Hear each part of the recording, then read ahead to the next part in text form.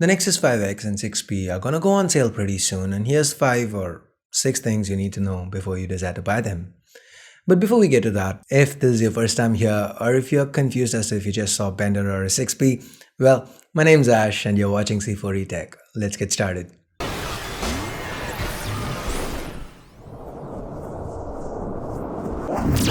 Number 1. Build. The 5X is from LG and sports a polycarbonate build, lacks stereo speakers and is more compact. It's available in 3 colors: carbon, quartz and ice. The 6P on the other hand sports a metal body with stereo front-facing speakers and is available in 3 colors as well: aluminum, graphite and frost. There's also a gold 6P, but that's restricted to Japan for the time being at least. Number 2. Displays. The 5X is the smaller of the two, and that's due to the fact that it sports a smaller 5.2-inch IPS LCD display. The resolution is also lower, 1080p compared to Quad HD on the 6P. The Quad HD resolution on the 6P is spread across 5.7 inches, and this also happens to be an Amoled display. It's also worth mentioning that the 6P uses the newer Gorilla Glass 4 for protection, whereas you get Gorilla Glass 3 with the 5X. Number 3. The cameras. Well, the Nexus 5X sports a 5-megapixel front camera with a 1.4 micron pixel size and f/2.0 aperture. The 6P sports an 8-megapixel front camera, again with a 1.4 micron pixel size, but f/2.4 aperture. Both phones do share the same rear optics: 12.3 megapixel, 1.55 micron pixel size, f/2.0 aperture with a dual LED flash and laser autofocus, but there's a difference in capabilities. The 6P has support for a sweet 30 FPS burst mode, something the 5X can do, and while both support 4K video recording and 120 FPS slow-mo, it's only the 6P that can shoot 240 FPS slow motion. Why?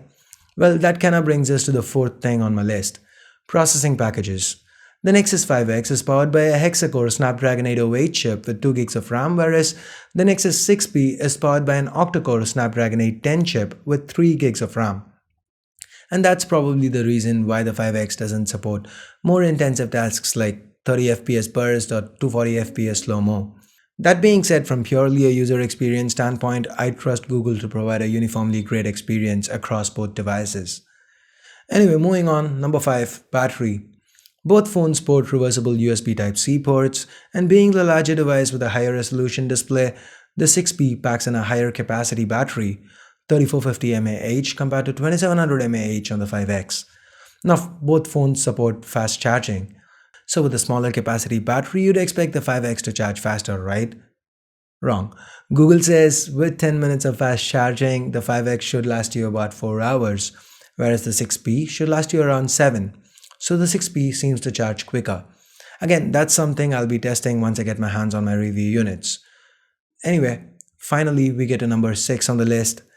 I said 5 or 6 because this one's pretty obvious, and I also wanted a nice title for my video. Anyway, this is storage and price. The 5X will be available in a cringeworthy 16 gig base variant and also 32. Whereas with the 6P, the 32 gig variant is the base variant and it goes all the way up to 128. And here are the prices. So me personally, in the time I spent with both devices, I loved how the 5X felt in hand.